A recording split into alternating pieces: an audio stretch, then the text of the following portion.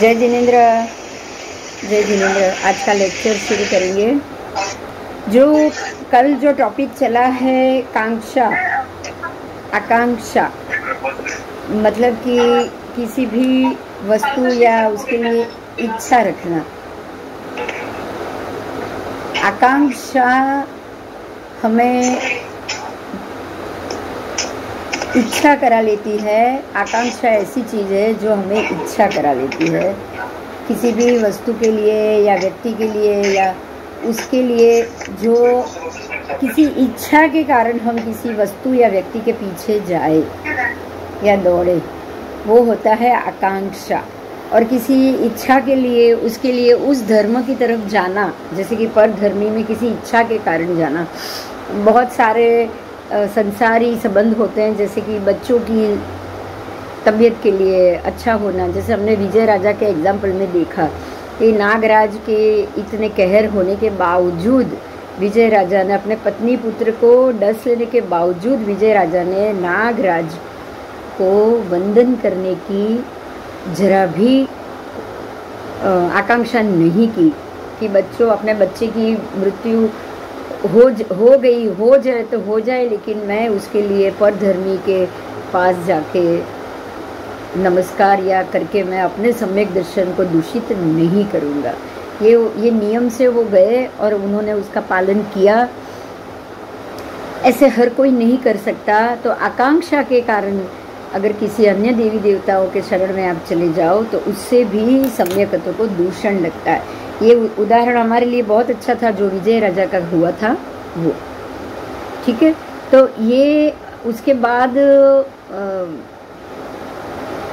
सर्व आकांक्षा, देश आकांक्षा, प्रिय भोजन, स्वादिष्ट भोजन, बढ़िया पान, वस्त्र, ये सारी जो गुदगुदी करे ऐसी कोमल शैया, ये सारी चीज़ आकांक्षा के तहत आती है। कि भाई आप मंदिर में जाते हो, किसी पालिताना या ऐसे कोई बड़े धर्म तीर्थ स्थल में जाओ और वहाँ के गद्दे, वहाँ के बाथरूम्स आपको अच्छे ना लगे और आपकी ये इच्छा हो कि भाई मुझे सुख सुविधा वाली ही जगह पसंद है या मुझे ऐसी कोई जगह पे जाके मुझे नहीं रहना है, तो ये भी एक आकांक्षा है, ये भी एक इच्छा है। ये आकांक्षा के कारण भी आप होटल में उतरो या अन्य ऐसी जगह उतरो जो आप गए हो किसी और काम के लिए, सम्यक दर्शन के लिए, परमात्मा के दर्शन, पूजन और उसके लिए, लेकिन उसमें भी आप ये आकांक्षा रखो कि नहीं, मुझे सुख सुविधा तो चाहिए ही चाहिए। भगवान ने किया, भगवान ने तब किया, भगवान जंगल में गए, भगवान जो मर्जी हिसाब से रहे, महात्मा भी रहते हैं, लेकिन मैं ऐसे नहीं रह सकूँगा।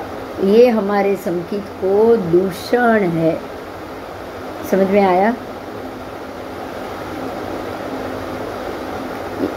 दूसरा ये भी है कि मॉर्निंग टी, बहुत लोगों को मॉर्निंग टी चाहिए। बहुत लोगों को एक आदत सी होती है, ऐसा नहीं वो भूखे नहीं रह सकते, लेकिन नौकार सी ना करना।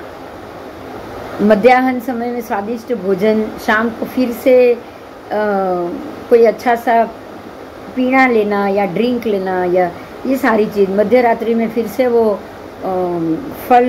फलादी या मध्य रात्रि में उठने के बाद उसका आहार करना। इस प्रकार से दिन प्रतिदिन हम ऐसे सुख का अनुभव करते रहे, कभी भी मर्जी रात को, आधी रात को भी खाते रहे, तो ये सारा आकांक्षा है। शरीर की तृप्ति, मन की तृप्ति। शरीर तो आपका भूखा रह सकता हो, लेकिन आप अपने मन से ये चाहो कि नहीं, मैं ऐसा नहीं करूं, या मुझे यही अच्छा लगता है। मुझे सुबह सुबह उठ के नौकार से पचखान या ब्रश करने से पहले 3 नौकार गिन के पचखान लूँ और ब्रश करूँ, ये सारा चीज़ से ज़्यादा मुझे बैठी अच्छी लगती है। तो ये सारी चीज़ आकांक्षा में आती है कि ये सारी चीज़ों की आकांक्षा होना ही या आकांक्षा करना ही सम्यकत्व को दूषण देने के बराबर होता है। तो ये सभी चीज़ से भी सम्यकत्व को दूषण प्राप्त होगा। विषय सुख का स्वाद लेने के लिए हम लोग लोक और परलोक दोनों में इस प्रकार के सुख भोगने की इच्छा को ही आकांक्षा कहा जाता है। परभव में हम देवलोक के सुख भोगे और ये देवलोक के सुख को भोगने की इच्छा वाले दीक्षा लेंगे, अभवी जीव उसी कारण से दीक्षा लेंगे कि जिस प्रकार से वो परमात्मा के आसपास देवों का जो पहरा देखते हैं, समवसरण की रिद्धि सिद्धि देखते हैं, देव भी आके इनको वंदन करते हैं, ये सारी चीज़ जिस तरह से वो देखते हैं, ये देखने के बाद ही उनको दीक्षा लेने का मन करता है अभवी जीवों को। तो ये भी एक आकांक्षा है कि भाई ये कारण से भी मैं दीक्षा लूँ। तो ये सम्यक दर्शन नहीं है, ये समकिति जीव नहीं। अगर आप इस आकांक्षा के साथ करोगे तो ये समकिति जीव नहीं। ठीक है, तो धर्म अच्छा है लेकिन साधना भी देखनी चाहिए। ऐसा इस आकांक्षा से वितराग परमात्मा के बनाए हुए आगमों में अविश्वास करो। उसमें अविश्वास करो तो ये भी समकित को दूषित करता है। जैसे आजकल धर्म तो अच्छा ही है, जैन धर्म का पालन भी कर रहे हैं, महात्मा खुद जैन धर्म का पालन कर रहे हैं, लेकिन साइंस ने बताया है पृथ्वी हवा में है, साइंस ने बताया ये इस तरह से, ये पंचांग अलग है, ये वृद्धि वाला पंचांग सही है, हिंदू पंचांग सही है, या नासा का पंचांग सही है। तो ऐसे ही सोचते हैं कि भाई धर्म तो हमारा अच्छा है लेकिन ये सारी चीज़ भी देखनी है, ये साइंस है, ये बहुत आगे बढ़ चुका है, वो जो कहेगा सच कहेगा। आगम में बातें अलग दिख रही है तो आगम हो सकता है आगम हमारे पास सच्चे आगम ही ना हो, तो ऐसा सोचना भी सम्यकत्व को दूषित करता है। आगम हमें अविश्वास हो जाता है, ऐसा सोचने से हमें आगम में अविश्वास हो जाता है और हम ये सोचते हैं कि जब ये सारी बातें साइंस इतना आगे बढ़ चुका है और साइंस इतना सही बता रहा है तो ये भी सही ही है। यहाँ तक कि ये भरत क्षेत्र वो भरत क्षेत्र है ही नहीं, लोग यहाँ तक कहने के लिए तैयार हो जाते हैं।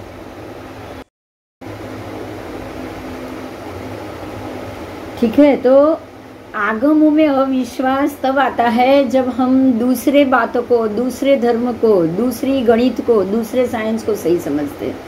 तो आज ये बात तो हम सबके सामने है, सर्वविदित है कि जितना आज के बाहर के पंचांग गणित को जितना सही माना है उसके सामने हम आगम को बिल्कुल अशुद्ध करके ही बैठ गए।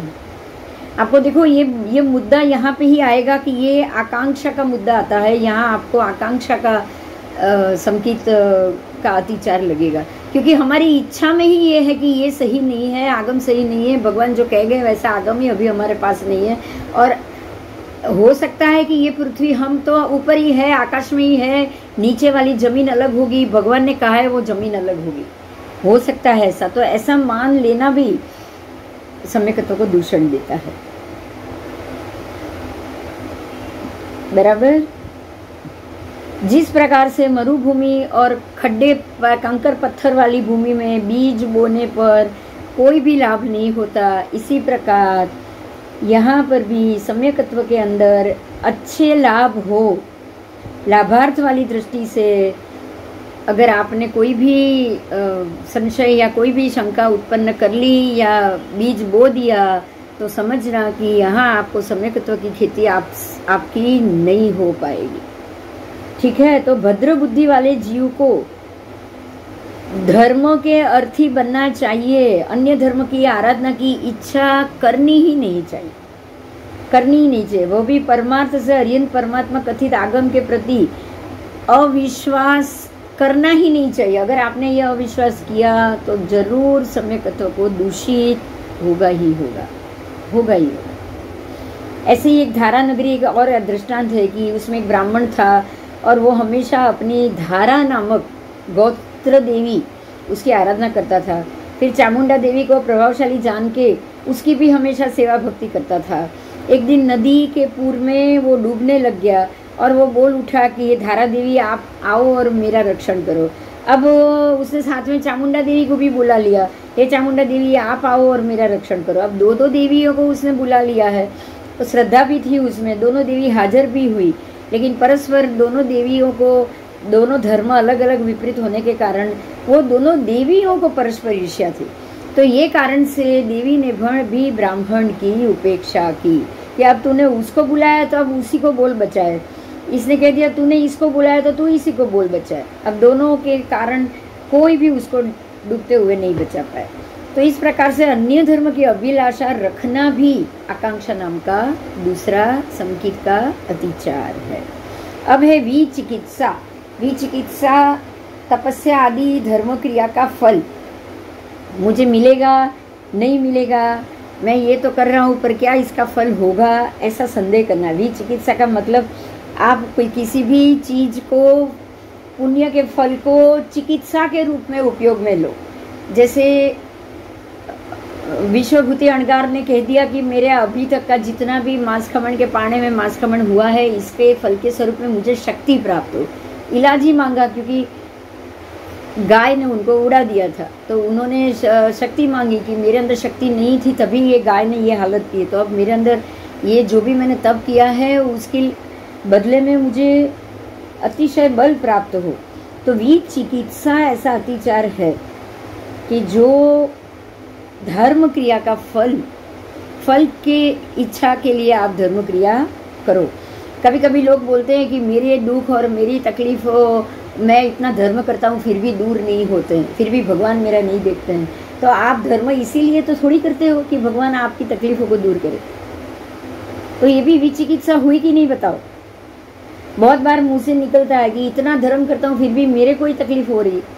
लोग यहाँ तक कि दिया करना छोड़ देंगे, माता जी की आगे प्रार्थना करना छोड़ देंगे। प्रार्थना और सब आप ये कर रहे हो, लेकिन तकलीफ भी आ रही है, तो आप यही सोचते हो कि ये सारी चीज बंद करके रख दो, ये कुछ काम की नहीं है, क्योंकि इससे मेरा कोई इलाज तो हो ही नहीं रहा। मतलब आप विचिकित्सा का फल अपने धर्म के कार्यों के सामने बदले में मांगना चाहते हो, तो ये तो सम्यकत्व के लिए दूषित है, दूषण है। आप रोज जैन धर्म बनो, परमात्मा की पूजा करो, व्याख्यान करो, सामायिक करो, और ये बदले में ये चाहो कि मैं ये करता रहूं और मुझे कोई तकलीफ ना हो, तो ये सम्यक दर्शी दृष्टि तो है ही नहीं।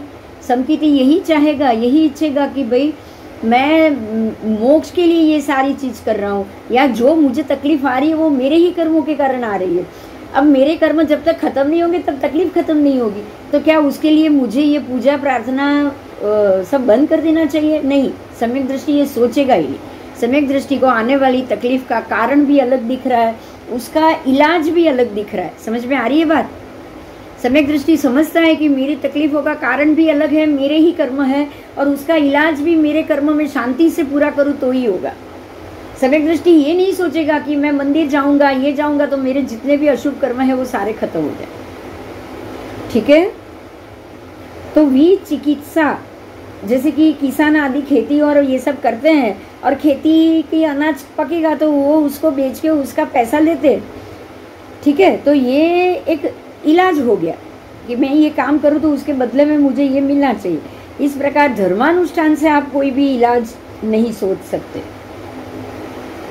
बराबर, यहाँ तक कि आप अट्ठाई करो या तपस्या करो तो मेरा वजन उतरे, इसके लिए मैं ये करूँ, आप ये भी फल नहीं सोच सकते। आपको सिर्फ कर्म की क्षीणता के लिए ही सारा धर्म काम करना है कि भाई आपके ऊपर जितने भी कर्म लगे हुए हो वो क्षीण होते जाए। आप सिर्फ ये सोच के ही धर्म क्रिया कर सकते हो। अगर सम्यक दृष्टि है तो वो यही सोचेगा बस। तो धर्म की सम्यक आराधना करने वाले महातपस्वी अंतिम समय में स्पष्ट रूप से जागृत अवस्था में अनशन आदि की आराधना करते हैं। ये तब काम आएगा जब अंतिम समय आएगा। अंतिम समय में आप जब अनशन आदि करते हो, पंडित मरण की अवस्था आती है, तो उस वक्त अगर आप ये सोचो कि भाई मैं ये अभी भी मैं खाना नहीं खा रहा हूँ, तो उसके बदले में मुझे या तो मेरी तबीयत अच्छी हो जाए या मेरा ये अच्छा हो जाए, या मैं इसके लिए आमबिल करूं कि मुझे डॉक्टर ने बोला है कि आपके कोलेस्ट्रॉल बढ़ा हुआ है, आप ये बढ़ा हुआ है, तेल बंद कर दो, ये बंद कर दो, और आप आमबिल शुरू करो ये सब घटाने के लिए, तो उसके फल में आपको नहीं मिलने वाला। ये सम्यक दृष्टि है ही नहीं। कोई ये भी सोचता है कि भाई पंडित मरण द्वारा काल करते समय कि अगर मैं देव हो जाऊंगा तो मैं देव बनने के बाद तुरंत आके तुमको प्रतिबोध करूंगा। ऐसे भी अगर आप देवलोक में देव रूप में उत्पन्न होंगे तो भी वो देव कभी भी आपको आके बताएंगे नहीं कि मैं देव रूप में उत्पन्न हुआ हूँ। मतलब ये हो गया कि आप अपने किसी भी शुभ कर्मों का फल इस प्रकार से कैश नहीं कर सकते, बेच नहीं सकते, या साटा पद्धति में धर्म अगर हुआ, धार्मिक क्रिया हुई, तो इतना जरूर समझ लो कि ये सम्यक दृष्टि नहीं है, और ये विचिकित्सा नाम का सम्यक दर्शन को लगता हुआ अतिचार है, आवरण है। ठीक है।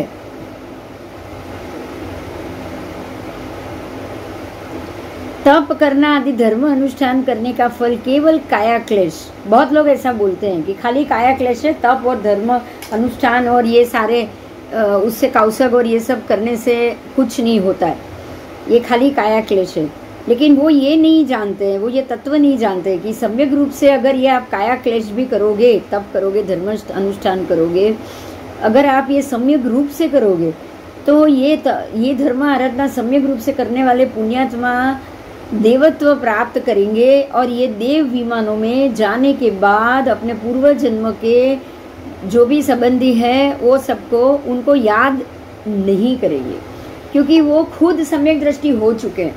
अगर आप ये समझो कि भाई ये मेरे कोई मित्र देव बने हो, मेरा कोई मित्र देव बना हो और वो आके मुझे हेल्प करे, उस हिसाब से भी आप ये धर्म करो। या आप अपने दोस्त को कह दो कि भाई तू अगर मरने के बाद देव बने और मैं अगर जिंदा रहूँ तो तू आके मुझे समझाना। हम ऐसे बहुत सारी अपने अपने मित्रों से ये बात करते हैं।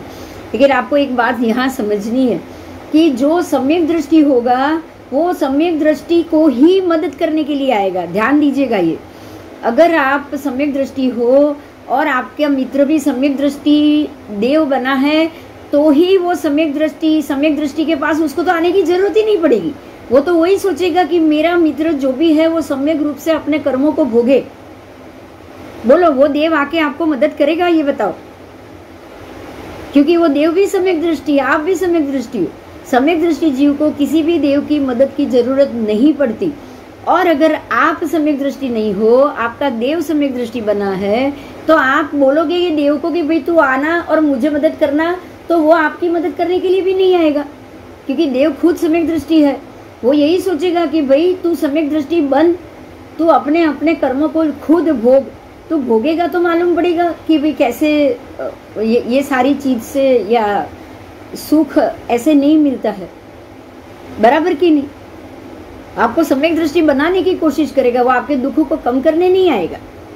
तो आपको ये समझना है कि भाई अभी ये मेरे देव आएगा और मुझे मदद करेगा, मेरा पूर्व जन्म का देव आएगा मुझे मदद करेगा, ये होता ही नहीं है। अगर आपके कर्म संबंध में ये भी संबंध संयोग से प्राप्त हुआ होगा तो ही देव भी आपके पास पहुंचेगा। ठीक है,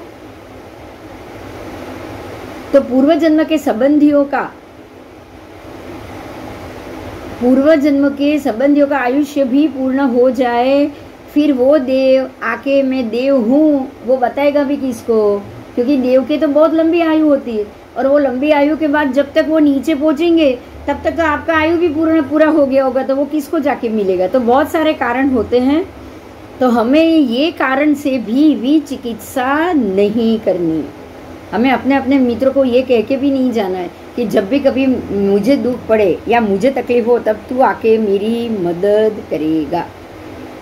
धर्म के बदले पुण्य कमाने का, जो भी पुण्य मिला हो उसका व्यापार करना ही भी चिकित्सा है, बराबर। आप चिकित्सा रूप में उसका व्यापार कर रहे हो और ये व्यापार बिल्कुल भी ठीक नहीं है। क्यों? क्योंकि अगर आपने ये व्यापार कर लिया और आपने इस बात को सोच के धर्म किया तो ये सम्यक दर्शन है ही नहीं, होगा ही नहीं। अब यहाँ एक और उदाहरण दिया है। गोभद्र देव ने शालीभद्र को दिव्य महारुद्धिया दी। हम जानते हैं गोभद्र देव शालीभद्र के पिता थे और वो देव बनने के बाद शालीभद्र को महारुद्धि रोज 99 पेटी आती थी उनको, है ना। और वो ऐसे दिव्य भोगों की महारुद्धि वो उन्होंने अर्पण की। लेकिन यहाँ भी पूर्व भव के गाढ़ स्नेह और अति आकर्षण के कारण ही ये हुआ। अगर वो उनके पिता भी सम्यकदर्शी होते और तो वो ये नहीं सोचते, वो यही सोचते सम्यक दृष्टि को तो यहाँ आने की जरूरत ही नहीं होती। वो तो यही सोचते कि भाई मेरा बच्चा अपने अपने कर्मों को का सुखी भोगेगा, मेरे जाने के कारण वो ऐसा भोगेगा, ऐसा है ही नहीं। लेकिन हमें यहाँ ये समझना है कि शालीभद्र के नसीब वो ही उनका अंतिम भव था। शालीभद्र तो उसी भव में केवली बने थे, तो ये उनका अंतिम भव था। तो जितने कर्म गोभद्र देव के बाकी रह गए थे वो बाकी पूरा करने के लिए गोभद्र वहां से अपने बेटे को धन संपत्ति देते रहते थे। आपको ये नहीं समझना है कि ये पूर्व भव का गाढ़ा स्नेह था इसलिए वो आए। बात समझ में आई है? कर्म बंधन बाकी होगा तो उनको तो चुकता करना ही पड़ेगा ना।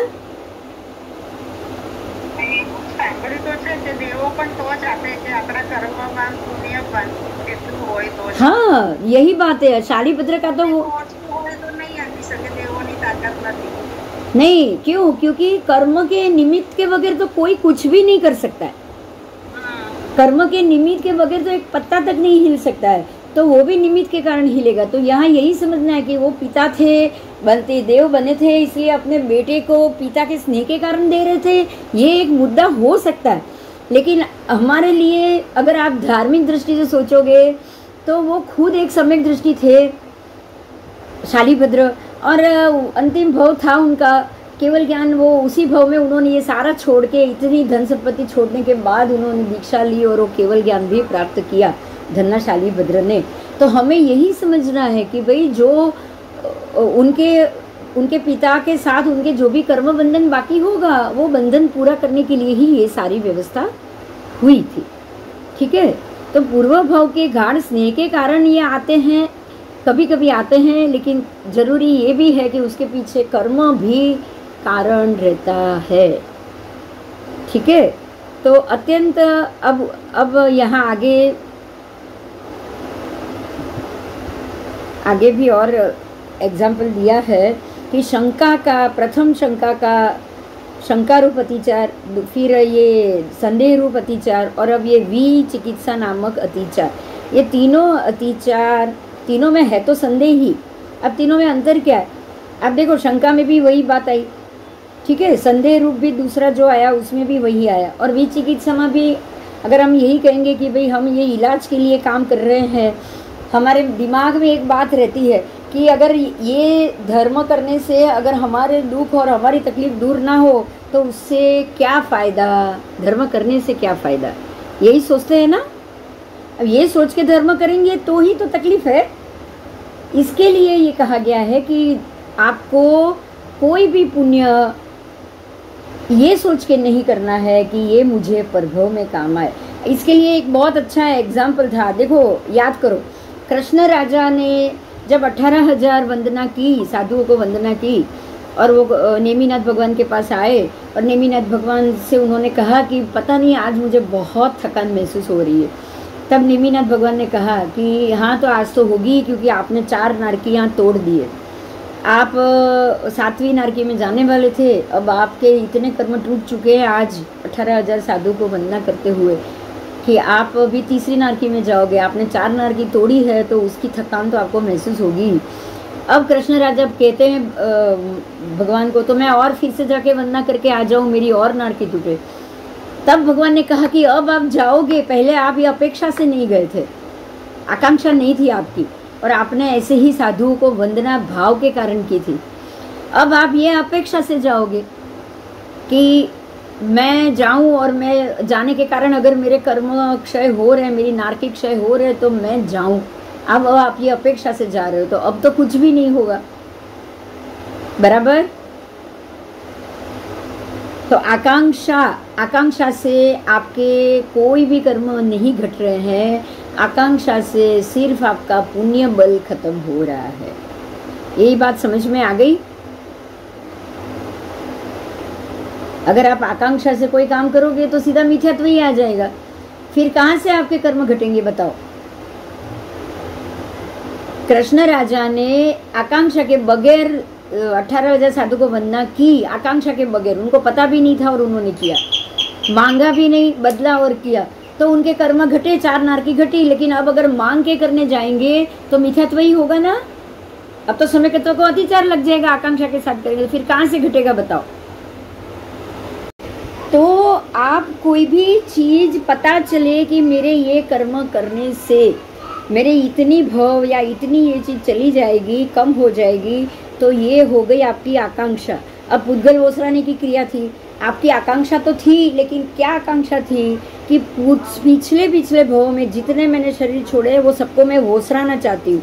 आपने आकांक्षा की है, लेकिन पुण्य बढ़े या सुख मिले उसके लिए आकांक्षा नहीं की।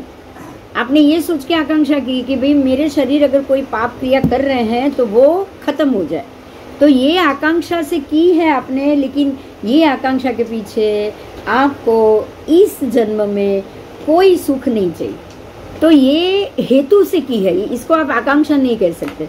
लेकिन अगर आप ये सोच के करो कि भाई ये मेरे परिश्रम आ रहा है या चौवियर आ रहा है या ये वर्षी तप का लेने का, फागुन महीने में अगर मैं वर्षी तप ले लूँ, एक साल में वर्षी तप कर लूँ, तो मेरे कम से कम 25 किलो वजन घटना चाहिए और घट ही जाएगा, तो मैं ये करूँ, ये जरूर आकांक्षा के साथ। और ऐसे वर्षी तप करने के बावजूद आपका पुण्य बढ़ सकता है, अकाम निर्जरा हो सकती है, लेकिन सकाम निर्जरा कभी नहीं हो सकती, क्योंकि ये सम्यक दर्शन आपका चला गया। और सम्यक दर्शन जाने के बाद आपने जो भी तप किया या जो कुछ भी किया, उसका फल आपको मोक्ष के रूप में तो प्राप्त होगा ही नहीं, ठीक है, सुख सुविधा के रूप में जरूर प्राप्त हो सकता है।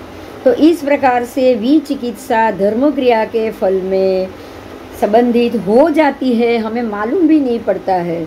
और सदाचारी मुनियों को हमेशा ये विचिकित्सा से बच के रहना चाहिए।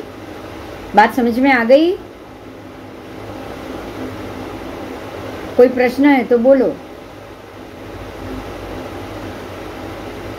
अभी यहाँ खास करके ज्योतिष की बात की है, सुकून की बात की है, शकुन और ये सब, ये हमारे लिए बहुत जरूरी, क्योंकि हम ये सारी चीज देखते हैं, मुहूर्त देखते हैं, ये सब देखते हैं। अब इसके लिए यहाँ क्या जवाब दिया है, हम थोड़ा ये भी देखेंगे कि सम्यक दृष्टि को इस पर भी कितना भरोसा करना चाहिए। आओ ये हम देखते हैं, ये बहुत महत्व का मुद्दा है। सुकुन ज्योतिष आदि अष्टांग निमित्त में द्वेष रखने वाले का क्षेम कुशल नहीं हो सकता। मतलब अगर आप ये सोचो कि भाई ये अष्टांग निमित्त या ये सुकुन या ये सारी ढकोसला है या इससे कुछ नहीं होता, ये करने के बावजूद भी नुकसान होता है, ये करने के बावजूद भी अशुभ फल होता है, तो ये सोचने वाले को तो कभी भी इसका शुभ फल तो मिलेगा ही नहीं। और वैद्यराज जैसे कि डॉक्टर के ऊपर भी द्वेष करोगे तो आयुष्य की सलामती नहीं होती। बोलो होती है क्या? अगर किसी डॉक्टर के पास इलाज के लिए जाओ और आप वो डॉक्टर को ही बोलो कि भाई आपके हाथों से तो बहुत सारी गलतियां हुई है, ये हुई है, मेरे पास तो कोई ऑप्शन नहीं, इसलिए मैं आपके पास आया हूँ, अब आप मेरा ऑपरेशन ध्यान से करना, अगर गलती कर दी तो देखना मैं आपको छोड़ूंगा नहीं, तो अब वो डॉक्टर से क्या आप सलामत हो?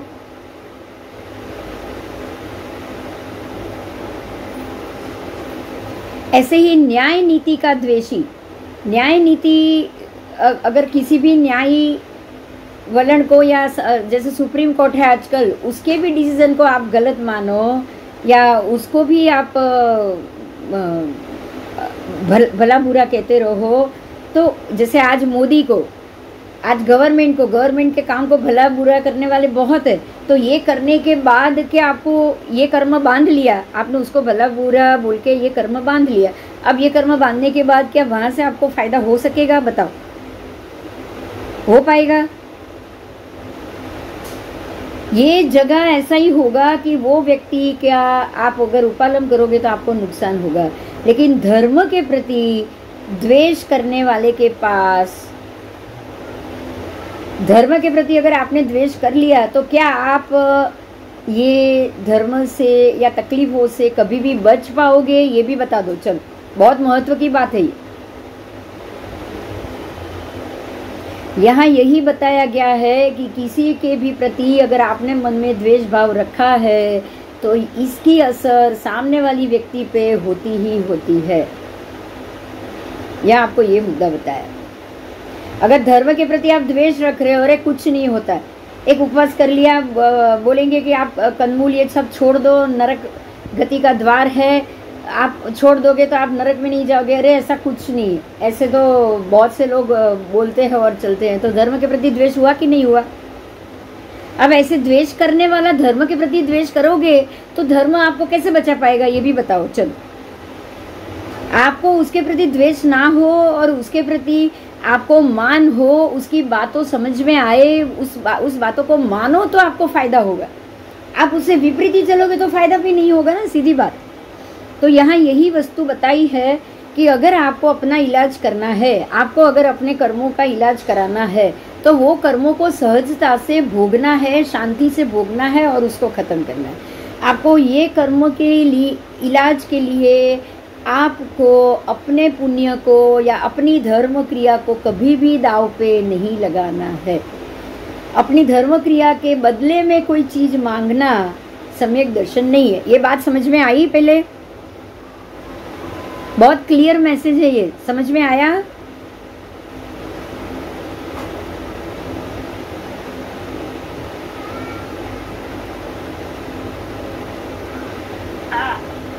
हाँ, समझ में आ गया ना।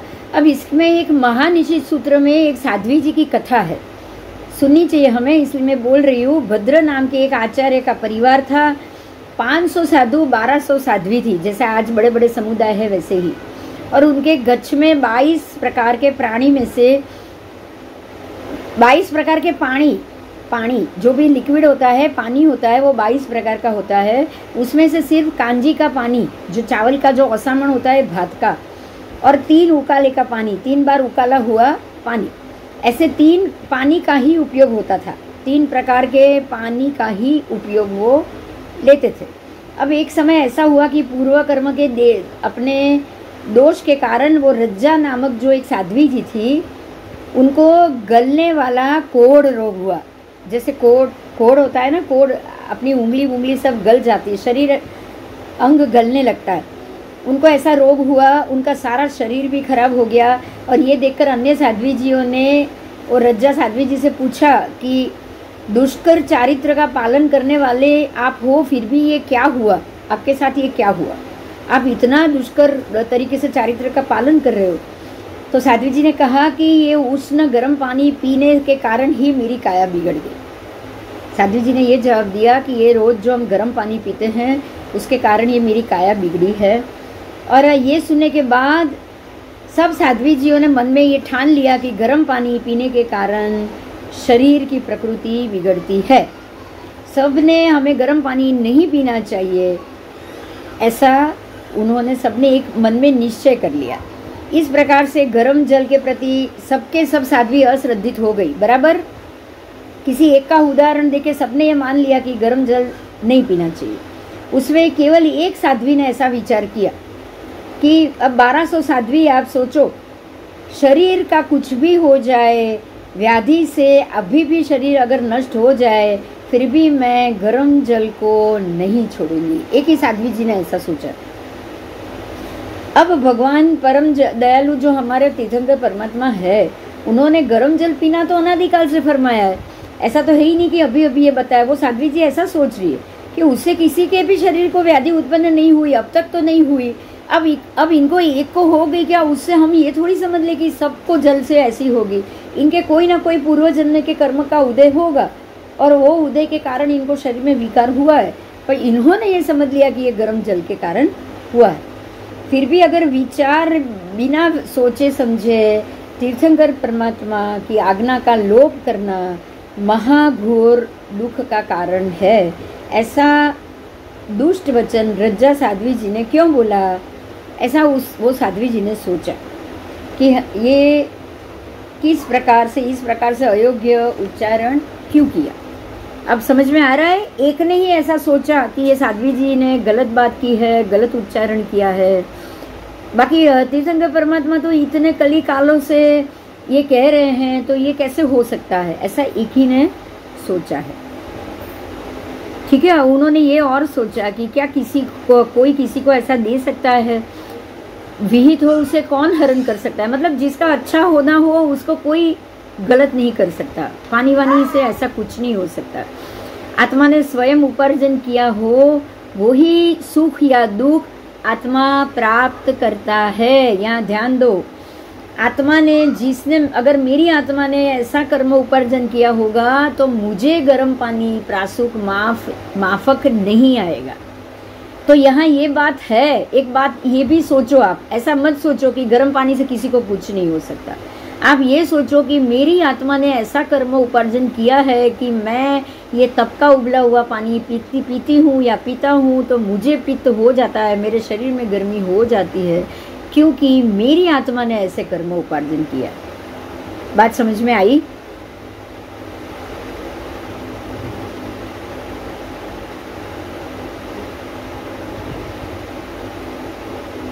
सम्यकदर्शी है इसलिए उन्होंने ऐसा कारण ढूंढा। तो रज्जा साध्वी जी ने पूछा मेरा ये रोग किस कारण से हुआ? केवली भगवान ने कहा। अब ये रज्जा साध्वी जी ने केवली भगवान से पूछा। वो साध्वी जी और रज्जा में ये डिस्कशन हुआ होगा, तब केवली भगवान मिल गए। रज्जा ने पूछा कि मुझे ये रोग क्यों हुआ है? तब केवली भगवान ने कहा कि तुझे ये रक्त पित्त का रोग था, उसमें स्निग्ध आहार अधिक मात्रा में खाने के कारण, उसमें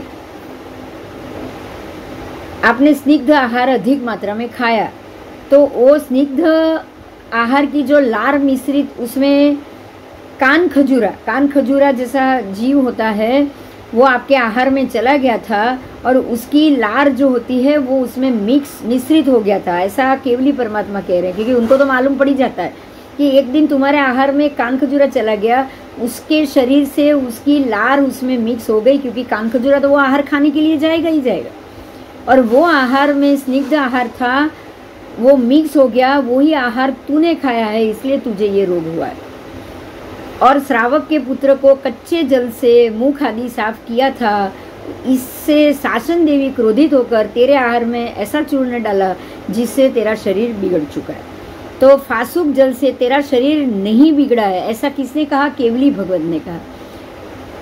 वह ये सुनकर रज्जा साध्वी जी ने कहा कि भगवंत आप मुझे प्रायश्चित दो। सुनो अभी देखो क्या हुआ। रज्जा साध्वी जी से गलती हो गई, उन्होंने कह दिया कि ये उबले हुए पानी के कारण हुआ है। अब 1200 से में सिर्फ रज्जा साध्वी और एक दूसरी, दो छोड़ के 1198 साध्वी जी ने ये मान लिया, अपने दिमाग में ये बात बिठा दी। और आप समझते हो कि अगर ये गलत बात अगर एक्सेप्ट कर लोगे तो सबका संकीर्त चला जाएगा। जाएगा कि नहीं जाएगा?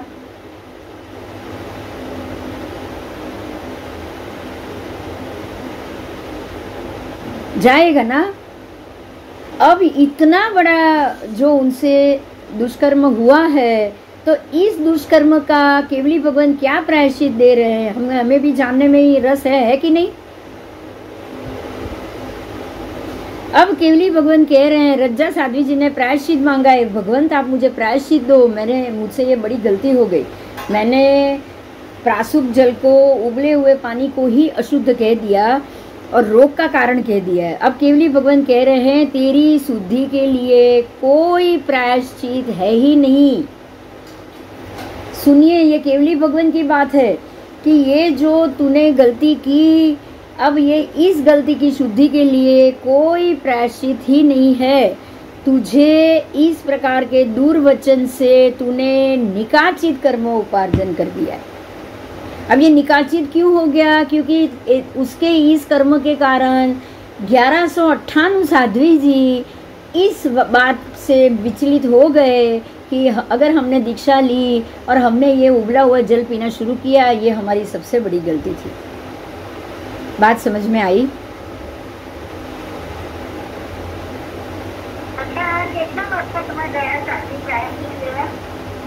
उसी वक्त केवली भगवान को पूछा होगा, उसी वक्त।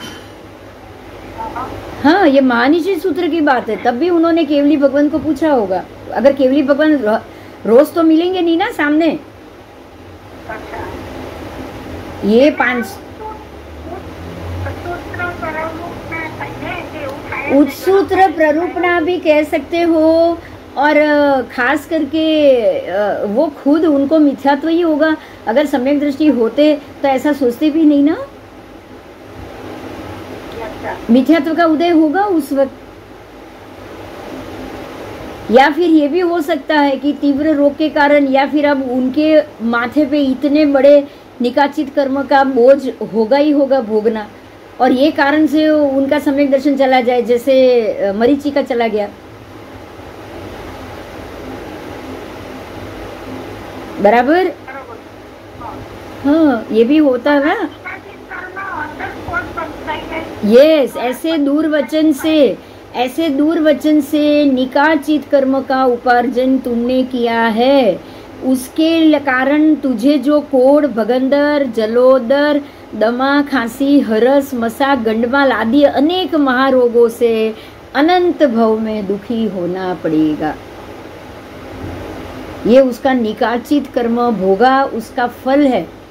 ये उन्होंने बोला सिर्फ कि ये पानी से ही मुझे ये रोग हुआ है, और यही बात उन्होंने बाकी 1198 साध्वी जियों को बता दी। समझ में आ रहा है?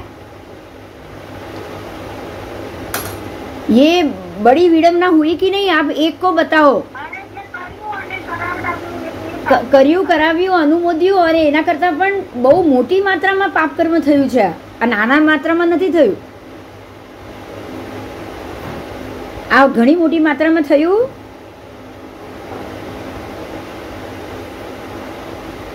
આટલા સારા મહાત્માઓ જૈન ધર્મ અથવા સમ્યક ધર્મથી વિચલિત થઈ ગયા, થયા કે નહીં થયા?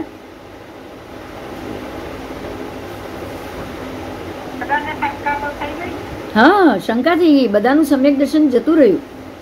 એટલે ભલે હવે આ સુધરી ગયા। જો હવે જો એક વસ્તુ પર ધ્યાન દે, સેમ વસ્તુ સમજાવું છું, સેમ વસ્તુ આ કાળમાં બી બની। જો જ્યારે 2 તિથિના રામસુરી મહારાજ સાહેબ જ્યારે છૂટા પડ્યા ને, ભુવનભાનુ સમુદાયમાંથી ભુવનભાનુ મહારાજ અને રામસુરી મહારાજ આ બે જ્યારે અલગ થયા ને તિથિના ઝઘડા માટે, એ લોકો અલગ થયા એમાં કેટલાક વર્ષો પછી રામસુરી મહારાજ સાહેબને પોતાની ભૂલ સમજાણી હતી, અને એમણે એવી કોશિશ બી કરી હતી કે આપણે આ બધું ખોટું કર્યું, આપણે અલગ થયા, બહુ મોટું ઓલું થયું છે, આપણે આને ફરીથી આપણે આ વસ્તુનો સોલ્વ કરીએ। એમણે એમના જ્યારે અંતિમ સમયે એમણે કીધું હતું પોતાના સાધુઓને કે આ મેં ભૂલ કરી છે અને હું ઈચ્છું છું કે આ ભૂલ હું વાળું। પણ ત્યારે એમના જ બીજા નીચેના સાધુ ભગવંતોએ આ એક તિથિના મહાત્માઓ સાથે એમને મળવા જ નહીં દીધા કે હવે તમે જે કંઈ કર્યું એ કર્યું, તમારી ભલે તમને ભેગા થવાની ઈચ્છા હોય, અમારી બિલકુલ ભેગા થવાની ઈચ્છા નથી। હવે સમજાય છે કે એક ભૂલના કારણે આજે શું હાલત થઈ રહી છે।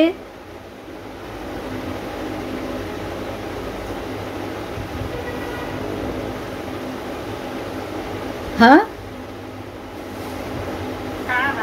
એ એક ભૂલના કારણે આજે તિથિના ઝઘડા, તિથિના ફાંટા, મહાત્માઓ એક મહાત્માઓ બીજા મહાત્માઓને કેવા કેવા શબ્દો, જૈન પણ નથી ગણતા, મહાત્મા પણ નથી ગણતા, અને કેવા કેવા શબ્દોથી નવાજી રહ્યા છે અથવા શ્રાવકોને ઉશ્કેરી રહ્યા છે। એનું રૂટ શું? એવી રીતે હવે આ સાધ્વીજી એક રૂટ નાખી દીધું 1198 સાધ્વીજીને કે ઉકાળેલા પાણીના કારણે જ આ હાલત થાય છે। તો આ 1198 સાધ્વીજી પોતે તો દીક્ષા છોડે, પણ કેટલા બધાને ઉપદેશ આપે કે ભાઈ આ તમે કરવા જશો તો તમારા શરીરની આવી હાલત થશે। કરે કે ના કરે? કરી પણ હોય ને?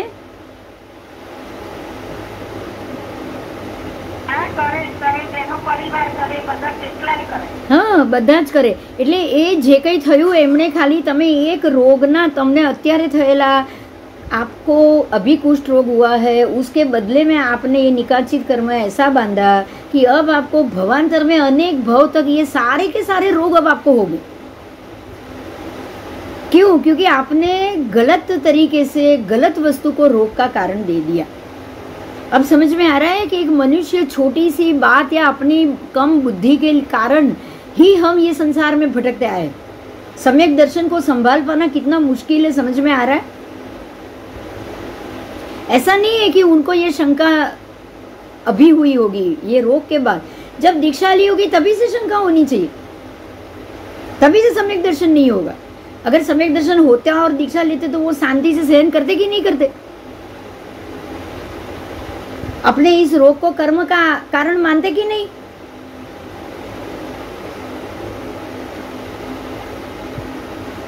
अब आप केवली कह रहे हैं कि अब आप कोढ़, भगंदर, जलोदर, दमा, खांसी, हरस, मसा, गंडमाल आदि अनेक महारोग से अनंत भव में आपको दुखी होना पड़ेगा। निरंतर दुख, दारिद्र, दुर्गति, अपयश, संताप और उद्वेग के आप प्राप्त पात्र होगी। अन्य सभी साध्वियों को केवली भगवान ने प्रायश्चित दिया, अन्य सभी साध्वी जियों को प्रायश्चित दिया गया कि भाई आपने ये गलत माना है, आपको ये प्रायश्चित मिल रहा है, क्योंकि उन्होंने ये सोचा नहीं था। अब उनमें से बहुत सारे साध्वी जी ने ये भी सोचा केवली भगवान कह रहे तो ये जरूर सच होगा, और उन्होंने प्रायश्चित किया भी होगा। तो इस प्रकार परमात्मा के प्ररूपित मार्ग के विरुद्ध प्ररूपणा, यही शब्द आ रहा है उत्सूत्र प्ररूपणा, ठीक है। विरुद्ध प्ररूपणा करने के कारण महादुख का कारण निमित्त उत्पन्न होता है, और ये निकाचित कर्म उपार्जित होता है। निकाचित कर्म ऐसे ही उपार्जित होता है, हर एक कर्म निकाचित नहीं हो सकता। अब आपको धीरे धीरे ये भी समझ में आ जाएगा कि क्या करने से निकाचित कर्म उत्पन्न होंगे। अभी तक आपके पास ये रास्ता था क्या जानने का? बताओ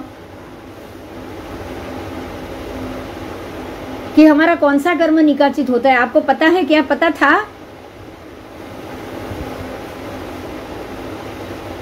अब आपको ये भी पता चलता जाएगा कि हम क्या करें या कैसा कर्म करें जो सीधा निकाचित के रूप में ही चला जाए।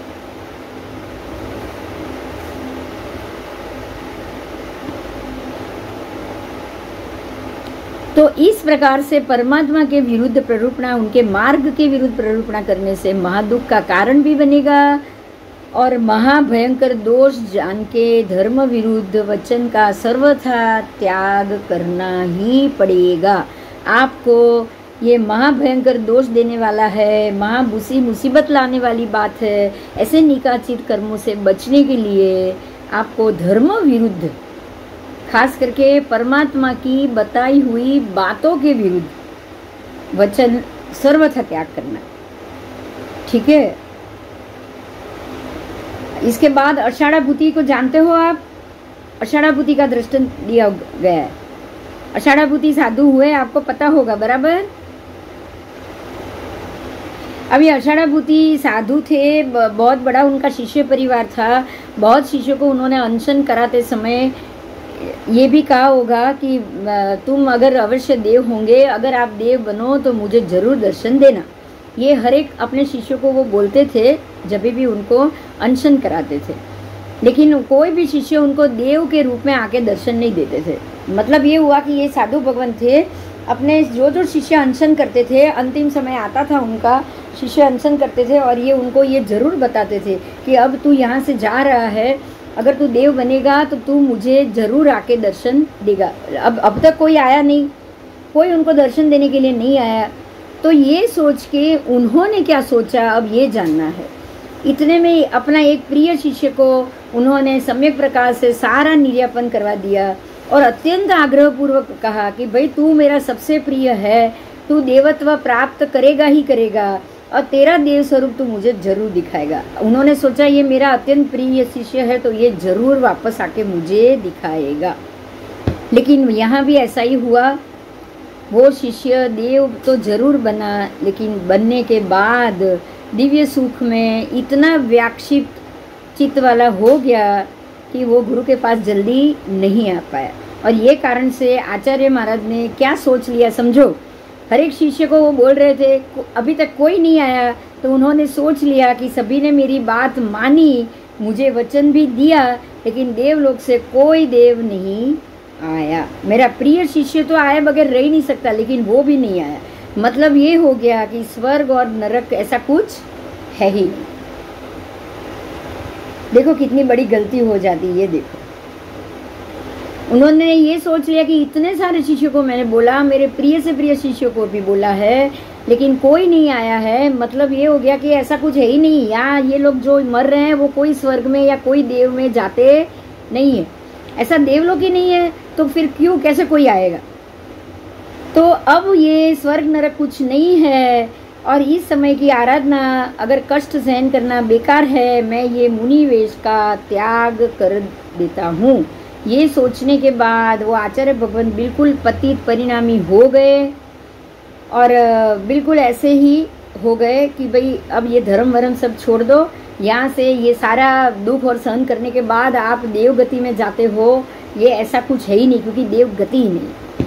अब ये जो एक शिष्य उनका जो प्रिय शिष्य था वो तो देव बना था, उसने अवधि ज्ञान से देखा कि मेरा गुरु तो ये उल्टा ही सोच रहे। उन्होंने तो गुरु महाराज को पतित अवस्था में देख लिया, वो संयम छोड़ देने की इच्छा से वो अब गुरु महाराज घर जा रहे हैं, तो वो शिष्य जो देव बना था वो तुरंत रास्ते में आया और गुरु महाराज के संयम की परीक्षा लेने के लिए वो शिष्य ने दिव्य नाटक आरंभ कर दिया। आचार्य भी ये नाटक देखने के लिए खड़े हो गए। ऐसे नाटक के बनते बनते वो बता रहा है और नाटक करते करते 6 महीने तक निकल गए। और ये नाटक देखने के बाद 6 महीने में ये नाटक खत्म हुआ। अब आषाढ़ाभूति अपने घर की ओर जा रहे हैं। अब मार्ग में फिर से वो देव ने क्या किया, अब ये तो अभी भी घर पे ही जा रहे हैं। ये नाटक देखने के बाद भी मेरे गुरुदेव के दिमाग से संयम छोड़ने की ही बात घर बैठ गई है, वो निकली नहीं है। अब ये देव ने और महामूल्यवान आभूषणों से शोभित एक सुंदर राजकुमार की अभी ये देव ने विकुर्वणा की। और ये राजकुमार की विकुर्वणा करने के बाद अब वो मार्ग में देव ने फिर से ये दूसरा नाटक किया और दूसरा नाटक किया, राजकुमार बनाया। आचार्य ने पूछा तू कौन है, और वो बालक ने कहा कि मेरा नाम पृथ्वी काय है और इस वन में एकमात्र आपका शरण है। मुझे इन जंगल के जीवों से आप मेरी रक्षा करो, क्योंकि मैं पृथ्वी काय हूँ और सारे जीव मुझे, जंगली जीव मुझे खा रहे हैं। अब आचार्य ने कहा चलो बहुत अच्छा है, तू इधर आ जा। ऐसा बालक उसके पास आया और उस आचार्य ने वो बालक का गला दबा के उसको मार दिया और उसके जितने भी वो आभूषण और वो सब थे, वो आषाढ़ाभूति ने वो सारे बहुमूल्य आभूषण अपनी थैली में डाल दिया। इस प्रकार अपकाय, तेउकाय, वायुकाय, वनस्पतिकाय और त्रस्काय ऐसे सारे अलग अलग राजकुमार आषाढ़ाभूति को मिलते गए और आषाढ़ाभूति वो सभी राजकुमार का गला दबाते गए, उनको मारते गए और उनके जितने भी आभूषण वो सब थे वो अपनी झोली में भरते गए। आगे बढ़ रहे हैं। अब देव ने क्या किया, मार्ग में एक श्रावक को राजा बना के सन्मुख लाया और राजा ने अति आग्रह भरी दृष्टि से आहार देने की विनती की। आहार देते हुए जब आभूषणों को आषाढ़ाभूति ने देखा तब क्योंकि पात्र में तो आभूषण भरे हुए थे, और तब वो आभूषण देखने के बाद वो राजा ने कहा कि ये तो मेरे 6 के 6 राजकुमार के ही आभूषण है, तो ये राजकुमार कहाँ है ये बताओ। अब वो राजा ने ये कहा गुरुदेव से कि आप के पात्र में मेरे बच्चों के आभूषण है, तो मेरे बच्चे कहाँ है, आपके पास ये आभूषण है, मतलब आपने मेरे बच्चों को कुछ न कुछ किया है। इस प्रकार राजा ने गुरु महाराज को कहा। अब गुरु महाराज ने भूमि में प्रवेश कर, अब गुरु महाराज को अब लज्जा उत्पन्न हुई, उनको लगा कि ये मैंने गलत कर दिया है। अब जब आषाढ़ाभूति जी को लगा कि ये मेरी चोरी पकड़ी गई है, मैंने 6 राजकुमारों को मार दिया है और इस बात का राजा अब पता लगा देगा, तब वो डर भी गए, लज्जाशील भी हुए और फिर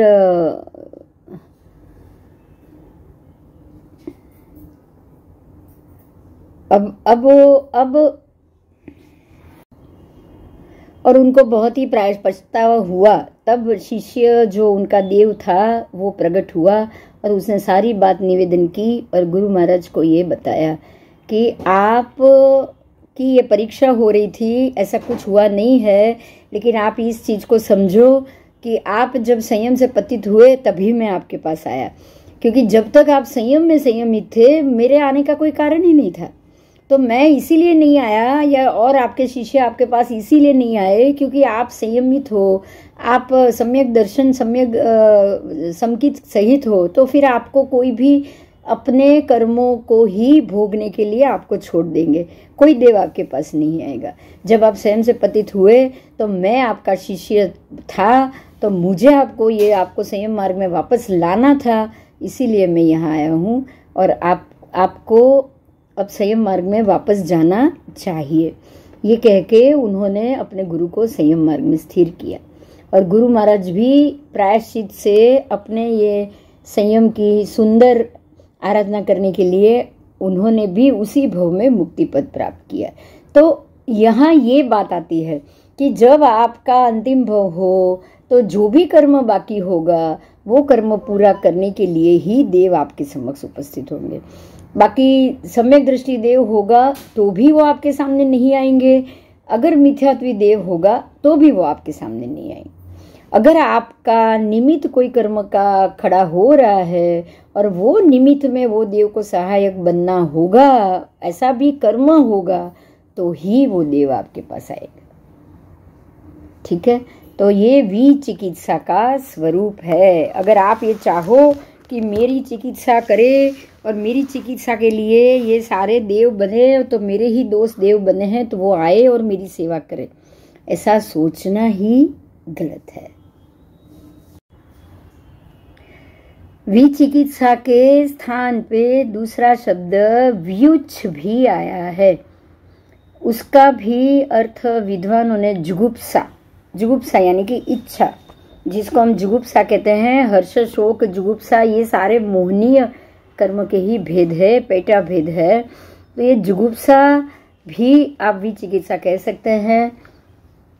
और उसमें विद्वान आदि तत्व को जानने वाले साधु मुनिराजों की निंदा करना, ऐसे कि जैसे कि उनके शरीर से कोई मलिन वस्त्र, मलिन शरीर है या मैल निकल रहा है, उनके शरीर से बास आ रही है, साधु को ऐसा देखते हुए कोई मूढ़ात्मा ये सोचे कि ये मुनि शरीर पसीने के कारण बिल्कुल दुर्गंधित और मलिन रह रहे हैं, इसे तो अच्छा ये स्नान कर ले, ये सब सोचना, अचित पानी से स्नान करना, वस्त्र धोना, उसमें कौन सा पाप लगेगा, देखो ऐसा सोचना, ये सारा हमारे सम्यक दर्शन को विचिकित्सा या जुगुप्सा नाम का अतिचार लगाता है। ठीक है, उसके कारण है क्योंकि इस लोक में कोई मैल से मलिन हो ऐसा कोई जीव नहीं हो, ऐसा है ही नहीं। कोई मैल से मलिन, कोई कादव से मलिन, कोई धूल से मलिन, कौन है जो मलिन नहीं है? और पाप रूपी मैल से तो मलिन हर कोई है। तो ये वास्तविक मलिन है और इसको हमें ये समझना है। और इस प्रकार से ऐसा कोई भी हमें ये खड़ा नहीं करना चाहिए जिससे हम ये धर्म के सिद्धांतों को मलिन कर सके। ठीक है,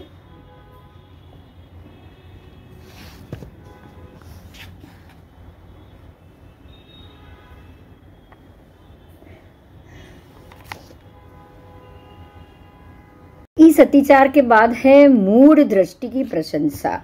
अगर किसी मूढ़ दृष्टि व्यक्ति या मूढ़ दृष्टि अलग धर्म और उसके सिद्धांत और उसकी प्रशंसा करना ही सम्यकत्व का लगता हुआ एक महत्व का अतिचार है। बौद्ध आदि अन्य दर्शन और उसके वेशधारी साधु की देखो ये साधु कैसे महातपस्वी है और ये कैसे अपने सिद्धांत और अपने कुटुंब के साथ लेकर अपने सारी क्रियाएं कर रहे हैं, धर्म भी कर रहे हैं, कुटुंब भी चला रहे हैं। ऐसे हम मिथ्या दृष्टि की अगर हम प्रशंसा करेंगे तो ये हमारे सम्यकत्व को दूषित करता है, क्योंकि मिथ्या दृष्टि की प्रशंसा करने से मुग्ध जन भी वो मिथ्या दृष्टियों में आदर और अतिमान आदि का भाव उत्पन्न हो जाता है। आपके सिर्फ ये प्रशंसा करने के कारण बहुत से लोग उसकी तरफ आकर्षित हो जाएंगे। जैसे वो रज्जा साध्वी जी की बात थी कि एक बात गलत कह देने से बहुत सी साध्वी जियाँ उन्होंने ये मान लिया कि उबले हुए पानी से शरीर दूषित होता है। तो ये भी इस प्रकार से ही हुआ है कि हम मिथ्या दृष्टि की प्रशंसा करेंगे तो सारे लोग मिथ्या दृष्टि के धर्म की तरफ आकर्षित हो जाएंगे, उसकी तरफ आदर अतिमान उत्पन्न और उसके भाव उत्पन्न कर लेंगे। और मिथ्या दृष्टि की प्रशंसा करने से इस लोक में मिथ्यात्व को स्थिर करने का कारण उत्पन्न हो जाएगा। और लोक में मिथ्यात्व को स्थिर कराने वाले निकाचित कर्म से छूटना बहुत ही मुश्किल होता है। अपने आप हमारा सम्यकत्व इससे भंग हो जाता है। मिथ्यात्व की प्रवृत्ति होने का संदेह जब दोष लगेगा और इससे तीव्र कर्म का बंधन होता है। आपको यही समझना है कि कुछ कर्म ऐसे होते हैं जो तीव्र और गाढ़ हो जाते हैं और बहुत से जीवों को अगर आपने भी मिथ्यात्व बना दिया तो सीधी बात है कि ये तीव्र निकाचित कर्म है और ये कर्म भोगने के लिए अनंत अनंत काल तक ये संसार में हमें भटकना पड़ेगा। तो इन मिथ्या दृष्टियों की महातपस्या आदि क्रिया को देख के भी वह अरे वाह देखो ये जगत के कैसा अज्ञान कष्ट सहन करते हैं इत्यादि विचार करना चाहिए। और ये कहना चाहिए, इसका कारण कहते हैं कि अज्ञानी जिस कर्म को अनेक करोड़ वर्ष में खत्म करता है, उस कर्म को 3 गुप्ती का पालन करने वाले ज्ञानी महात्मा सिर्फ एक श्वासोच्छ्वास मात्र में खत्म कर सकते हैं। यही बड़ी बात है कि अज्ञानी जीव करोड़ों करोड़ों सालों तक ये निकाचित कर्म का बंध भी कर लेगा, उसको खत्म भी करता जाएगा, लेकिन ज्ञानी ये सोचेगा कि ये सारा कर्म बंधन का कारण है और मुझे ये कर्म बंधन से मुक्ति चाहिए, तो वो तुरंत उससे मुक्त भी हो पाएगा। तो आप जब उसको कर्म बंधन के निमित्त को देखो, ऐसे जानो, उस प्रकार से उसे भोगो, उसके लिए आप अन्य को निमित्त ना मानो और आप सम्यक दर्शन प्राप्त करके मोक्ष जाना चाहो, इतनी बड़ी सिद्धि आप तब हासिल कर सकते हो जब आपके सम्यक दर्शन को अतिचार ना लगे। मतलब ये मिथ्या दृष्टि की प्रशंसा करना ये सम्यक दर्शन का सबसे बड़ा अतिचार है। तो हमें मिथ्या दृष्टि की प्रशंसा कभी भी नहीं करनी चाहिए। ये बहुत बड़ा अज्ञान है जो अनेक करोड़ों वर्षों में भी हमारे कर्म को खत्म नहीं कर पाएगा। ताम्ली तापस, इसके लिए बहुत सारे एग्जाम्पल है। ताम्ली तापस 21 बार जल से धो के निसत्व बना के 2 उपवास के बाद आहार करते थे। चावल को बहुत बार धोते थे, उसको निसत्व बनाते थे और आहार करते थे। वो भी 60,000 वर्ष तक उन्होंने ऐसा तप किया। फिर भी वो अज्ञान के सहित होने से उनको ये असफल बनाने वाला हुआ कि 60,000 वर्ष के बाद भी वो उतने कर्म क्षय नहीं कर पाए। और ताम्ली तापस के उस समय जिन मत के 7 आत्मा मोक्ष प्राप्त करती है, ताम्ली तापस के उस तप जिनमत के 7 आत्माएं मोक्ष प्राप्त करती है, लेकिन ताम्ली तापस का वो अज्ञान से भरा हुआ तप दूसरे ईशान देवलोक तक ही उनको उत्पन्न कर पाया। यही तप जिनमत के 7 जीवों ने किया तो उन्होंने सबने मोक्ष प्राप्त कर लिया, लेकिन ताम्ली तापस को दूसरा देवलोक मिला ये तप के फल के कारण। इतना अंतर है मिथ्या दृष्टि की क्रिया और सम्यक दृष्टि की क्रिया में कि एक ही तप है, एक ही चीज है, लेकिन ये तप करने से 7 जीव मोक्ष चले गए, ये वो सम्यक दृष्टि थे। और यही तप करने से ताम्ली तापस जो मिथ्या दृष्टि थे, वो अपने आप को मोक्ष की साधना नहीं करा पाए। अब इसके बाद लक्ष्मण सेठ की बात की है। सिद्धपुर नाम का एक नगर था, उसमें अरियन परमात्मा के धर्म के परम उपासक और गीतार्थ महामुनि पे श्रद्धा रखने वाले लक्ष्मण नाम के सेठ रहते थे। किसी दिन सभा में बैठते हुए उस लक्ष्मण सेठ ने किसी मास के उपवासी ऐसे परिव्राजक सन्यासी के तपस्या की प्रशंसा की। ये भी अन्य कुलिंगी थे, मिथ्यात्वी थे, उनके तप की प्रशंसा यहाँ हुई। ये सुनने के बाद 2 श्रावक उस परिव्राजक को नमस्कार करने के लिए गए और ये वहाँ जाके वो नमस्कार उन्होंने आदर पूर्वक किया। उस परिव्राजक ने उन दोनों श्रावकों को इस प्रकार से भ्रम में डाल दिया कि वो दोनों श्रावक हमेशा अरियन धर्म की निंदा करने लगे और परिणाम स्वरूप ये दोनों श्रावक मरने के बाद नरक आदि अनेक योनियों में भ्रमण करने लगे। लक्ष्मण सेठ तो दीर्घ काल तक धर्म आराधना करके स्वधर्म देवलोक में देवता बना। फिर 54 काल नजदीक जानने के बाद वो सेठ के जीवन ने वीर प्रभु के पास आकर पूछा, हे प्रभु मेरा मोक्ष कब होगा। अब वो सेठ देव बने हैं, देव बनने के बाद वो भगवान के पास आए हैं और उन्होंने भगवान से पूछा, परमात्मा से, कि मेरा मोक्ष कब होगा। अब यहाँ हमें याद रखना है कि ये सेठ ने जो अभी देव बने हैं, लेकिन देव बनने से पूर्व जब वो लक्ष्मण सेठ थे तब उन्होंने बहुत से जीवों को सम्यक दर्शन से पतित बनाया था। उन्होंने अन्य धर्म की प्ररूपणा करते हुए अन्य धर्म को महान बना के बहुत से जीवों को उस तरफ, अन्य धर्म की तरफ मोड़ दिया था। तो अब इनका मोक्ष कब होगा? जब ये ऐसा उन्होंने प्रभु से पूछा, तब प्रभु ने कहा कि तिर्यंच गति के आप 7 भव करोगे, फिर मनुष्य जन्म आप प्राप्त करोगे। और लक्ष्मण सेठ के भव मिथ्या दृष्टि परिव्राजक के तप की प्रशंसा के कारण उस भव में सम्यकत्व की प्राप्ति आपको अति दुर्लभ होगी। लेकिन आपको सम्यक दृष्टि अति दुर्लभ होगी। और फिर महान कष्ट प्राप्त करने के बाद आप जब सम्यकत्व प्राप्त करके विकास करते करते करते आने वाली 24वीं में प्रथम तीर्थंकर श्री पद्मनाभ के तीर्थ में आप मोक्ष प्राप्त करोगे।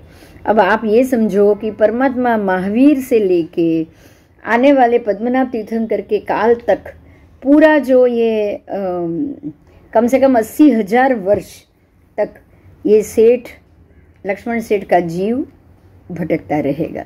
तो हमें यही समझना है कि मिथ्या दृष्टि की प्रशंसा करने के कारण सम्यकत्व को हम शिथिल कर लेते हैं, सम्यकत्व के धर्म को हम शिथिल कर लेते हैं और बहुत सारे जीवों को हम उस तरफ भेज देते हैं, जिसके परिणाम स्वरूप हमें खुद को, हमारी आत्मा को भी भव भव परंपरा में भटकना पड़ता है।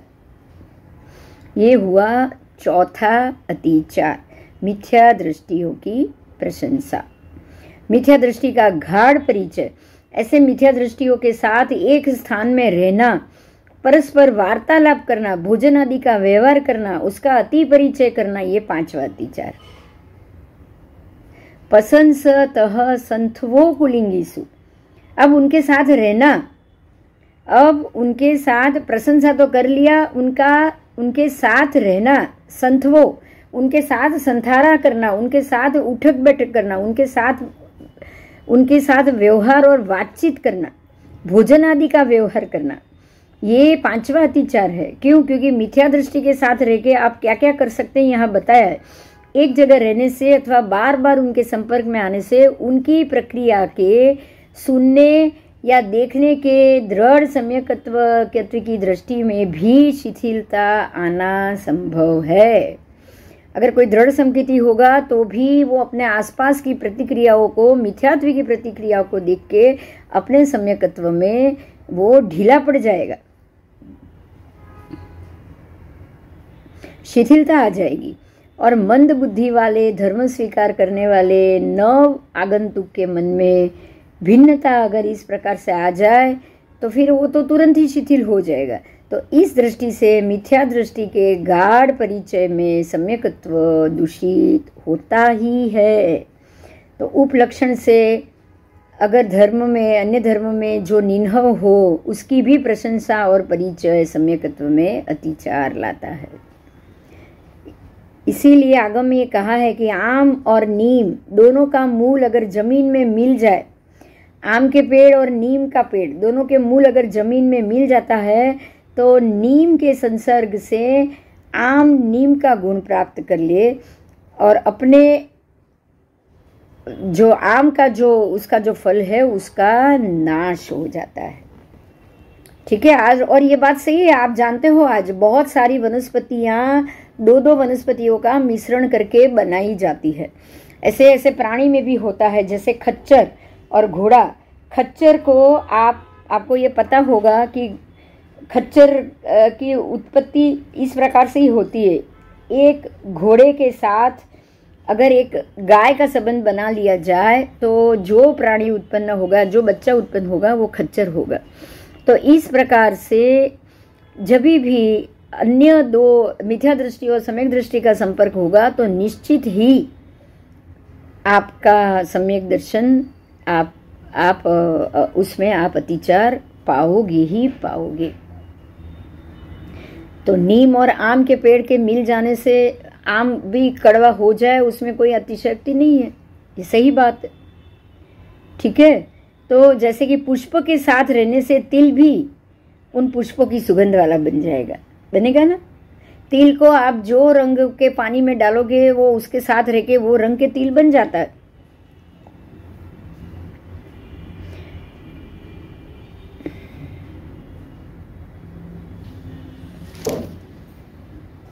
इसके बाद एक और कहानी है, वो है दो तोतों की।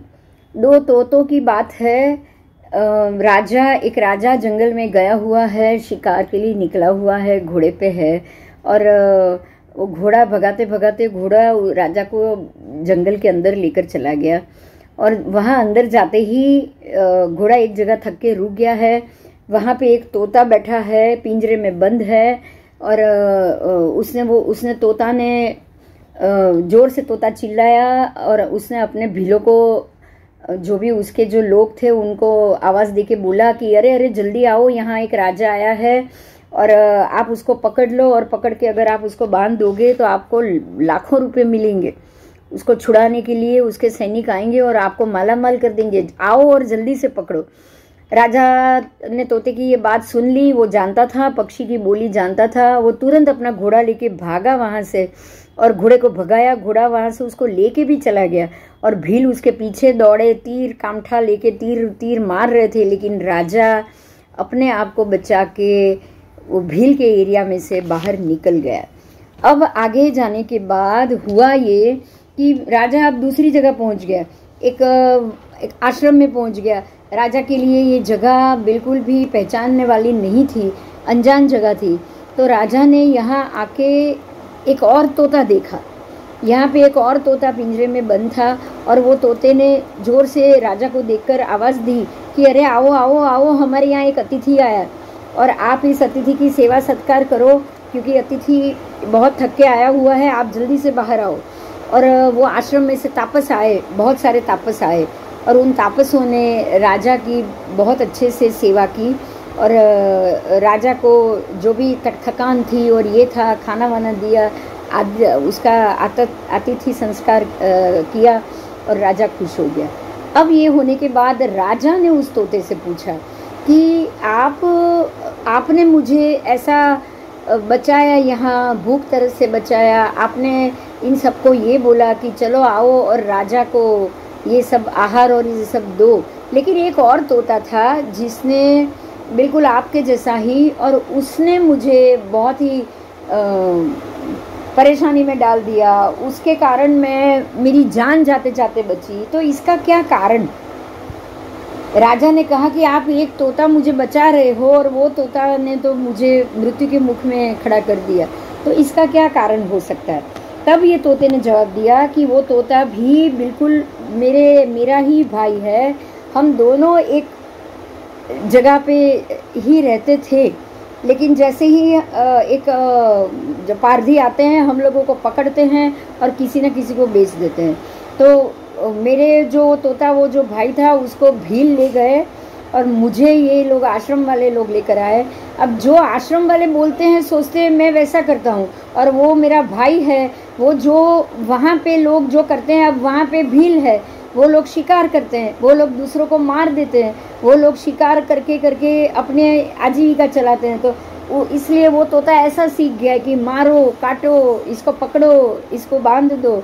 और यहाँ इन लोगों की बातों में ऐसा नहीं होता। ये लोग ये कहते हैं कि भाई अतिथि आए हैं तो उनको खाना दो, उनको पीना दो। तो मैं ये बोल रहा हूँ। तो ये कहानी से भी ये हमारे लिए ये बड़ी बात आई कि भाई आप जिनके साथ रहते हो, उनके शुभ गुण और शुभ संस्कार आपके अंदर आते ही आते हैं। अगर ये तोता जैसा तोता भी तापसों के साथ रहा, उसका संग उसको मिला, तो उसके सहवास के कारण यहाँ से वो ऐसे शुभ गुण और संस्कार उसने पाए कि किसी की भी आतिथ्य संस्कार करना चाहिए, और हर एक को हमें महत्व देना चाहिए। ठीक है, तो ये शुभ और अशुभ संगति के ही ये कारण होते हैं। तो इसीलिए परमात्मा ने कहते हैं कि मिथ्यात्व की संगति आपको हमेशा टालनी चाहिए। मिथ्यात्व के संग आपको ज़्यादा नहीं रहना चाहिए। मिथ्या दृष्टि अथवा भ्रष्टाचारियों का संग और परिचय सर्वथा त्याग करना चाहिए। अगर वो वैराग्य युक्त है, वो गीतार्थ है, वो मोक्ष के अभिलाषी है, तो अलग बात, क्योंकि अन्य धर्मों में भी, अन्य लिंग से भी मोक्ष तो जा ही सकते हैं। आपको ये देखना है कि वो अन्य धर्मी होने के बावजूद वो मिथ्यात्व तो नहीं है ना, आपको ये देखना पड़ेगा। तो श्रावक को ऐसे स्थान पे रहना चाहिए जहाँ वो अपने धर्म का रक्षण कर पाए, देव, गुरु और धर्म की सम्यक प्रकार से आराधना कर पाए, और ऐसे स्थान पर श्रावक को निवास करना चाहिए। इससे अपने धर्म का ही निर्वाह होता है, धर्म की ही दृढ़ता बढ़ती है और धर्म की ही वृद्धि होती रहती है।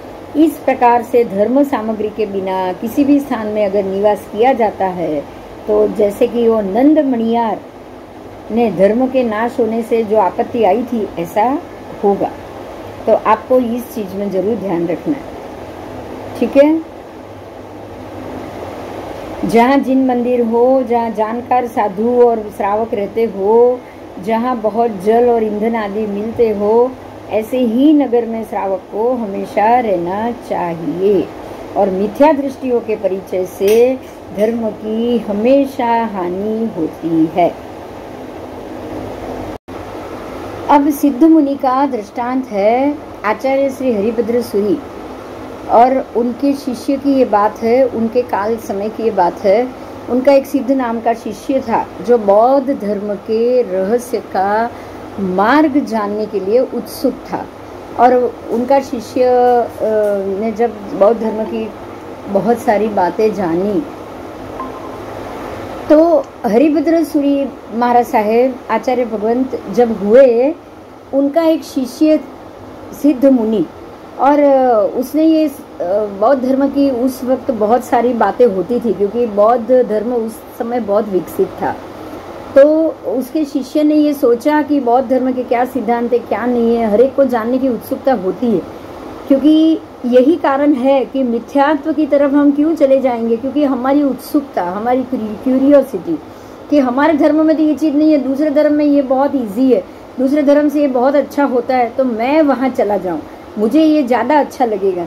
जैसे मरीचि ने ये सोचा कि भाई ये धर्म तो मेरे से पालन होगा नहीं, मैं ये बीच वाला धर्म अपना लूँ, मैं ये दूसरा धर्म ले लूँ कि जहाँ मैं आराम से सो पाऊँ, मैं गद्दा यूज़ कर सकूँ, मैं छाता ले सकूँ, मैं अपना घर बना सकूँ।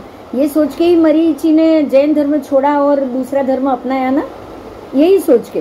तो ऐसे ही ये जो हरिभद्र सूरी के शिष्य थे सिद्ध मुनि, उन्होंने ये सोचा कि हिंदू धर्म की बहुत प्रशंसा हो रही है, उसके सिद्धांतों को मुझे समझना है। उसने अपने गुरुदेव से कहा कि आप मुझे आज्ञा दो, मैं बौद्ध साधु के पास जाके रहना चाहता हूँ। गुरुदेव समझ गए कि इसको मना करने से ये मानेगा नहीं। गुरुदेव ने सिर्फ इतना कहा कि तू जाना चाहता है, तू जा, लेकिन जब वहाँ जाने के बाद अगर तू ये सोचे कि मैं यहाँ वापस ना आऊँ या मैं जैन दीक्षा छोड़ दूँ, तो उससे पहले एक बार मुझसे मिलने जरूर आना।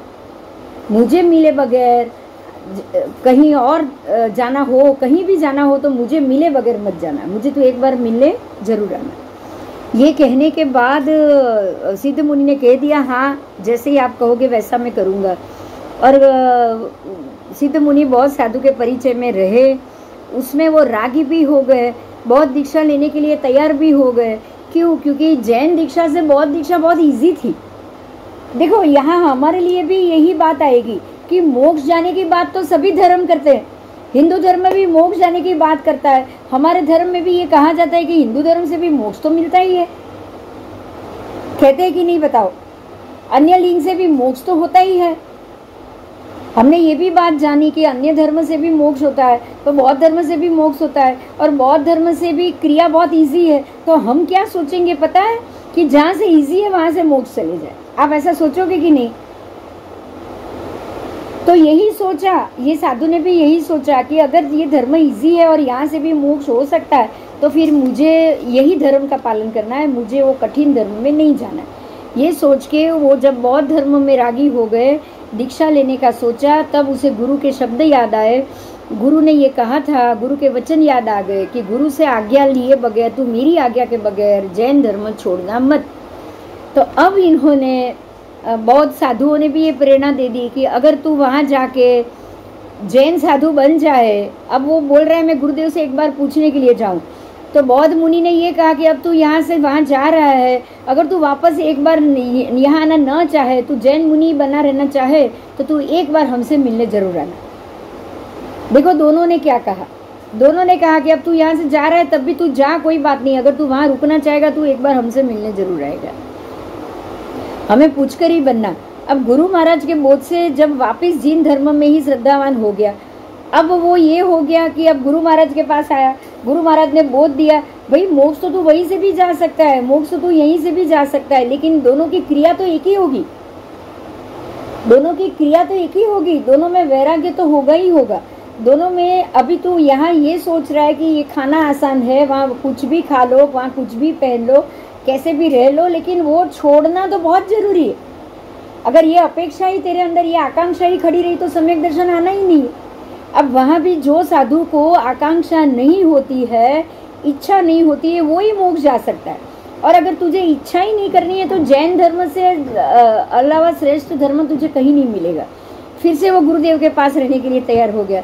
तब उसे वो याद आया कि बहुत साधु ने बोला था तो मुझे पूछ के ही वहाँ रुकना। फिर से वो वहाँ से बौद्ध गुरुदेव की आज्ञा लेने के लिए गए।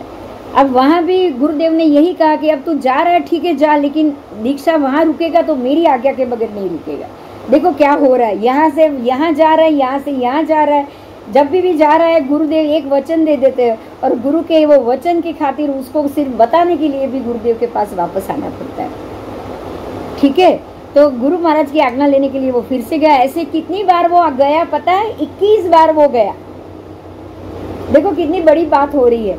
21 बार आने जाने में उसके अंदर कौन सी बात घर कर गई होगी कि गुरु की आज्ञा मुझे सुननी ही सुननी है।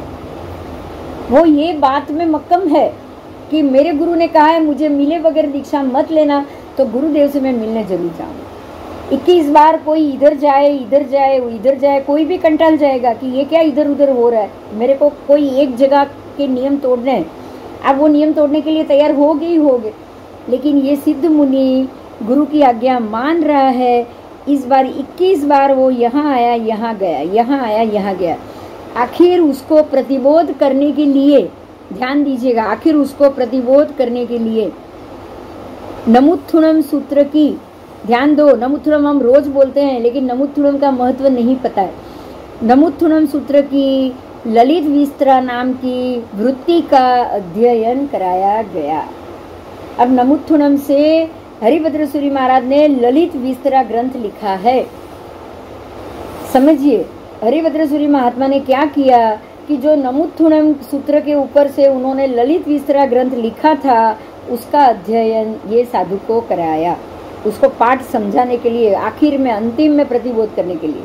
गुरुदेव को लगा कि ये 21 बार यहाँ आया यहाँ गया, लेकिन ये अपनी बात आज्ञा ही मान रहा है, वहाँ की भी आज्ञा मान रहा है, मेरी भी आज्ञा मान रहा है, तो अब इसको कुछ और कराना पड़ेगा। उन्होंने ललित विस्तरा नाम की वृत्ति का अध्ययन कराया और तब वो सिद्ध मुनि जैन धर्म के वास्तविक स्वरूप को समझ पाए और सदा के लिए वो हरिभद्र सूरी महाराज की पास ही सेवा में रह गए। इसीलिए अन्य धर्म का परिचय लेने में भी स्वधर्म की महान हानि होती है। बात समझ में आई? मिथ्या दृष्टि के साथ रहना भी नहीं है, अगर रहो तो बिल्कुल अलग अलग रहो। कुछ समय के लिए जाना पड़े तब आपको अपने क्रिया को, अपने धर्म के महत्व को कभी भी नहीं छोड़ना। ठीक है, दोस्ती में तो ऐसा होगा, जाना पड़ेगा, वो जो बोले वो करना पड़ेगा कि नहीं। ये राजाज्ञा भी होती है कि चलो इस धर्म का पालन करो तो आपको करना पड़ेगा, लेकिन अंदर मूल तत्व में जैन धर्म या उसके तत्व को आपको कभी भी नहीं छोड़ना चाहिए, उनका परिचय आदि का। इसीलिए मिथ्या दृष्टि के परिचय आदि का तो सर्वथा त्याग ही करना चाहिए। ठीक है, तो ये हुआ हमारा 5वां अतिचार। ये 5 अतिचार सम्यकत्व को अतिचार लगाने वाले हैं। ये 5 अतिचार कौन से, मैं फिर से बोल रही हूँ, शंका, उसके बाद आकांक्षा, इच्छा, शंका करना, दूसरी धर्म की इच्छा करना, दूसरी चीजों की इच्छा करना और वो इच्छा पूर्ति के लिए ही अपने धर्म के सिद्धांतों को छोड़ना। ठीक है, तो आप शंका से धर्म छोड़ सकते हो, आप इच्छा से भी छोड़ सकते हो, सम्यक दर्शन ध्यान रखो।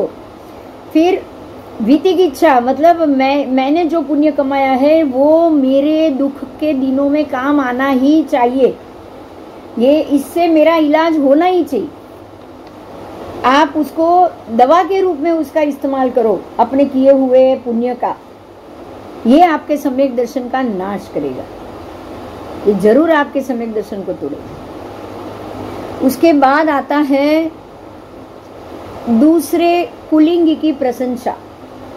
कुलिंगी की प्रशंसा आप कर रहे हो, कुलिंगी धर्म ही अलग है, उसका लिंग अलग है, उसकी सोच अलग है और उसकी हर एक क्रिया की सिद्धि प्राप्त करना अलग है। यहाँ पे एक महत्व का मुद्दा मैं कह रही हूँ, आपने भगवत गीता के वो श्लोक को जरा ध्यान से सुनो। यदा यदा ही धर्मस्य ग्लानिर्भवते भारत, जब भी भारत देश में ग्लानि होगी मैं अवतार लूंगा और मैं पाप पुण्य को खत्म करने के लिए, पाप को खत्म करने के लिए आऊंगा, बार बार आऊंगा। बोलो ये है कि नहीं?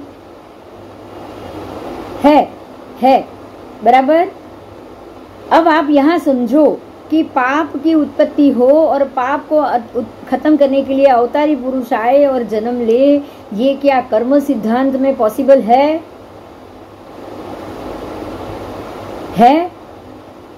नहीं है। तो अब आप ये कैसे कह सकते हो कि अन्य धर्म से भी, जैन धर्म और अन्य धर्म से भी आप मोक्ष जा सकते हो? मतलब आप कोई भी धर्म का पालन करो तो भी जैन धर्म के बराबर ही है, क्या ये बात सही है? नहीं, बिल्कुल नहीं है, बिल्कुल नहीं है।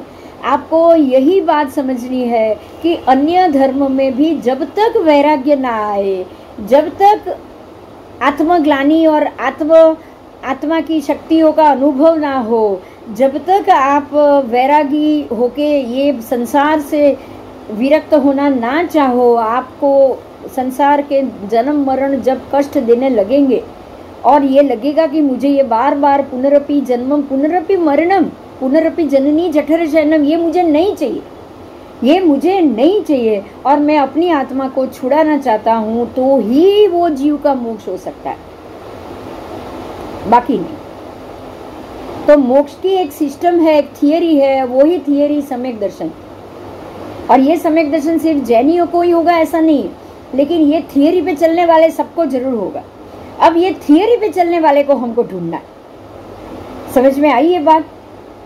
आप किसी भी लिंग में चले जाओ, ये थियरी वाले मिल गए तो आप सम्यक दर्शन के साथ हो तो आपका कोई नुकसान नहीं करेगा। लेकिन अगर आप ये थियरी वाली व्यक्ति के साथ नहीं हो तो आपका बड़ा नुकसान हो सकता है, बराबर।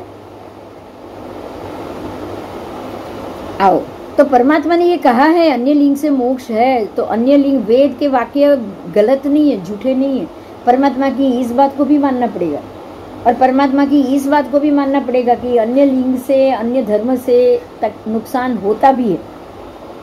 दोनों बात माननी पड़ेगी, दोनों बात अपने आप में सही। सर्व प्रकार से मिथ्यात्व का त्याग करने से ही सम्यकत्व निर्मल रहता है। अब यहाँ ये बताया है कि ये पांचों अतिचार सर्व प्रकार का मिथ्यात्व ही है। ये पांचों अतिचार सिर्फ मिथ्यात्व से ही लगता है। तो जो पांचों प्रकार के अतिचार देने वाला जो मिथ्यात्व है, उसका त्याग करने से ही समकित निर्मल होगा। मिथ्यात्व के भी और दो भेद बताया है, वो है लौकिक मिथ्यात्व और लोकोत्तर मिथ्यात्व। ये बात मैं पहली बार सुन रही हूँ, लौकिक मिथ्यात्व और लोकोत्तर मिथ्यात्व। ध्यान से सुनो इस बात को कि ये जो मिथ्यात्व है इसके भी दो भेद है, एक है लौकिक मिथ्यात्व, एक है लोकोत्तर मिथ्यात्व।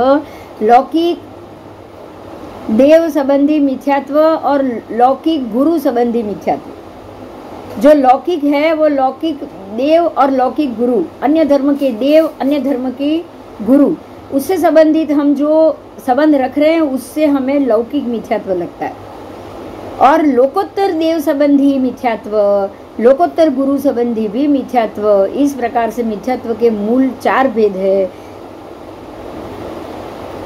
लोकोत्तर देव, हम अपने अरियन परमात्मा की जो भी सिद्धांत और जो भी बात है उसका हम विरोध करेंगे तब भी हमें मिथ्यात्व लगेगा। और लोकोत्तर गुरु संबंधी जो हम उनकी आशाधना कर रहे हैं, जो हम उनसे सिद्धांतों, उनके सिद्धांतों की उपेक्षा कर रहे हैं, उससे भी हमें मिथ्यात्व लगेगा। तो इस प्रकार से मिथ्यात्व के मूल 4 भेद हो गए। लौकिक देवगत मिथ्यात्व में अन्य धर्म के देवों के स्थान पे जाना, नमन पूजा करना आदि मिथ्यात्व के